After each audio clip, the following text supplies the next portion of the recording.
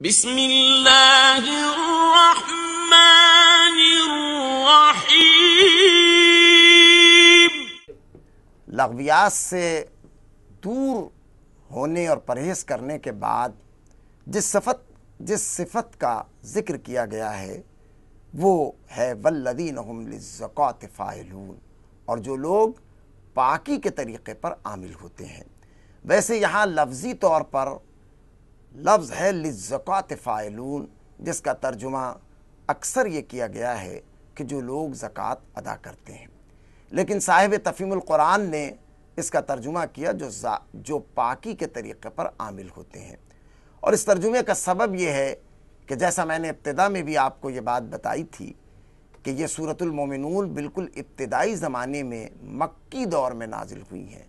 اور مکے کے پورے دور میں احکامات نافذ ہی نہیں ہوئے تھے۔ نہ نماز فرض تھی، نہ روزہ فرض تھا، نہ زکوٰۃ فرض تھی، نہ حج فرض تھا۔ اس لیے وہاں یہ لفظ اپنی اصطلاحی معنوں میں زکوٰۃ استعمال نہیں ہوئی، بلکہ لفظی معنوں میں یہ زکوٰۃ کا لفظ استعمال ہوا ہے۔ لفظی معنوں میں زکوٰۃ، تزکیہ،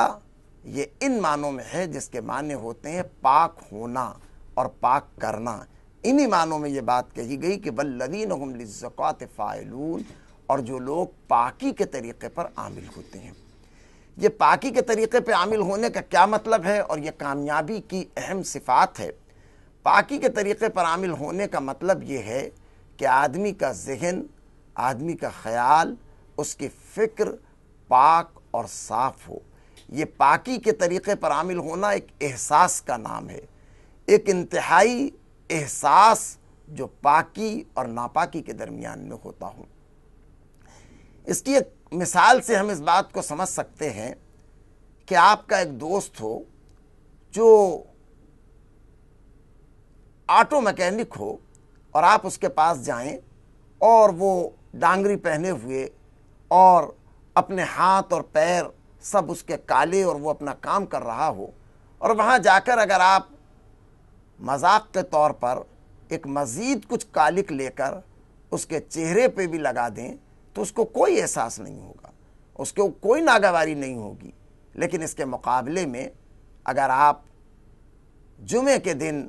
مسجد سے نکل رہے ہوں اور آپ کا کوئی دوست بھی صاف ستھرے سفید کپڑے پہنے ہوئے باہر آ رہا ہو، اور آپ پیچھے سے اس کے کندھے پہ اگر آپ ہاتھ رکھ دیں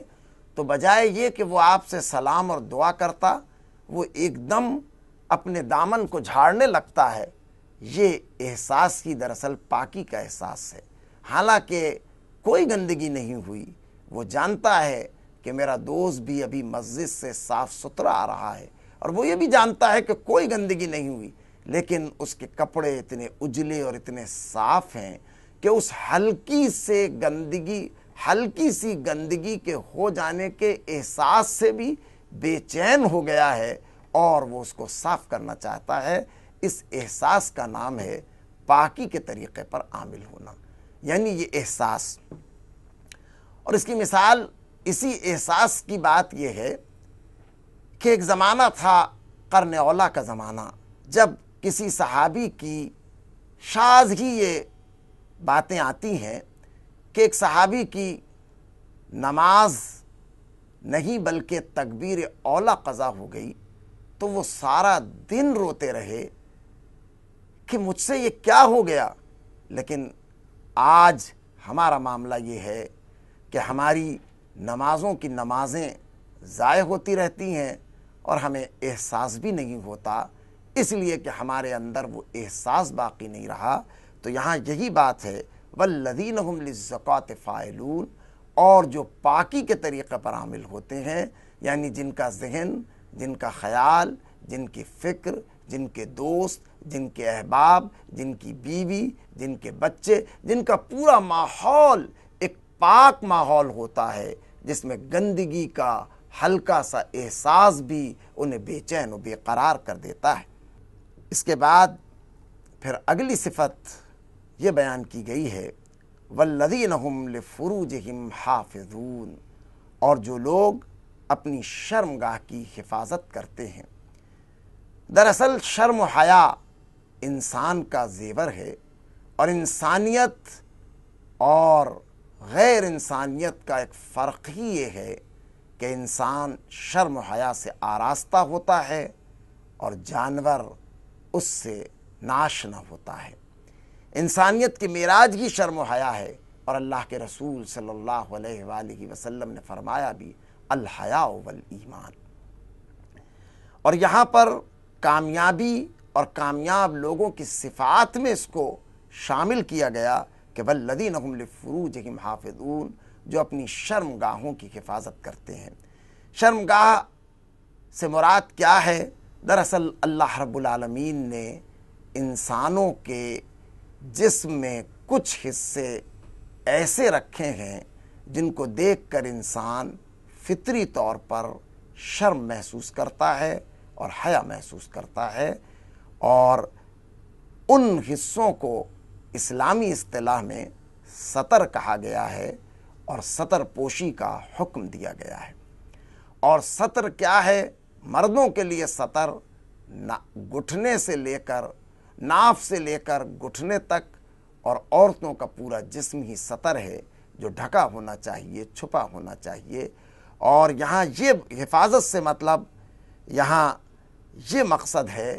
کہ یہ حصے، یہ قابل شرم حصے کسی حال میں بھی، کسی صورت میں بھی کسی پہ ظاہر نہیں ہونے چاہیے، کہ جب انسانوں کے اندر یہ شرم اٹھ جائے تو پھر وہ جانوروں سے بھی بدتر ہو جایا کرتے ہیں۔ اس لیے کامیابی میں یہ بات شامل کی گئی کہ وہ ایسے لوگ ہوں جو شرم و حیا کے پیکر ہوں اور اس کی حفاظت کرتے ہوں۔ اور اس لیے بھی اس میں لفظ حفاظت استعمال کیا گیا کہ اگر ہم یہ سمجھیں کہ اسلام اور ایمان ایک عمارت ہے، تو کسی عمارت کے اندر بھی، کسی مضبوط عمارت میں اگر کوئی دشمن، کوئی ڈاکو اور کوئی چور داخل ہونا چاہے تو وہ عمارت کے کمزور ترین حصے کی جانب جاتا ہے اور اس کو تلاش کرتا ہے اور وہاں سے نقب لگانے کی کوشش کرتا ہے۔ ہمارے ایمان کی عمارت بھی ایک مضبوط عمارت ہے، اس میں ہر جانب سے حملہ آور ہونے کی ہمت شیطان کو نہیں ہوتی۔ مثلا ہماری ایمان کی عمارت میں ایمان باللہ ہے، اللہ پر ایمان ہے۔ شیطان کے لیے یہ بہت مشکل کام ہے کہ وہ کسی مسلمان کے دل میں اللہ کے خلاف بدگمانی پیدا کر دے، یہ ایک مشکل کام ہے۔ اور اس سے زیادہ مشکل کام یہ ہے کہ شیطان محمد الرسول اللہ صلی اللہ علیہ وآلہ وسلم کی ذات اقدس کے حوالے سے ہلکا سا بھی شک پیدا کر دے۔ ایک گئے گزرے مسلمان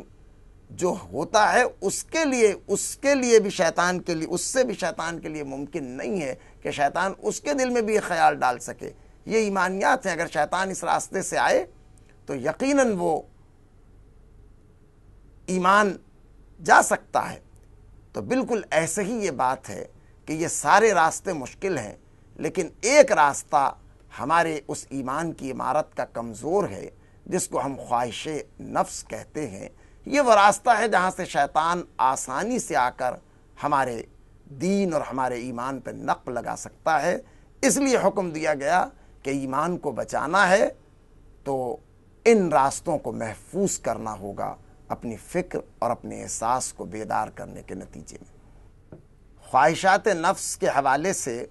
جو انسانی فطرت بھی ہے، پہلے تو بالکل واضح طور پر کہا گیا کہ اپنی شرمگاہ کی حفاظت کرو، لیکن اسلام چونکہ دین فطرت ہے اس لیے بعد میں اس کا ایک راستہ کھولا بھی ہے، اور وہ راستہ اس طرح کھولا کہ ویسے تو یہ قابل شرم حصے کبھی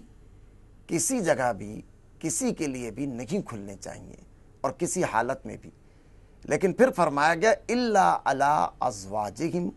او ما ملکت ایمانہم فانہم غیر ملومین، مگر سوائے ان کی بیویوں اور ان کی ملک اور ان کے جو ملک یمین ہیں جن کے لیے ان کے اوپر کوئی ملامت نہیں ہے۔ گویا کہ یہ بات بتائی گئی کہ یہ خواہشات نفس کا راستہ، یہ خواہش کا راستہ ایک ہی راستہ ہے، واحد راستہ ہے، اس کے ذریعے سے اس خواہش کو پورا کیا جا سکتا ہے، اور اس کے لیے ایک ہی راستہ ہے، اور وہ راستہ ہے بیوی کے ذریعے سے، جو نکاح کے ذریعے سے آتی ہے۔ صرف بیوی کے راستے سے اس راستے کو کھولا گیا اور باقی تمام راستے بند کر دیے گئے۔ بسم اللہ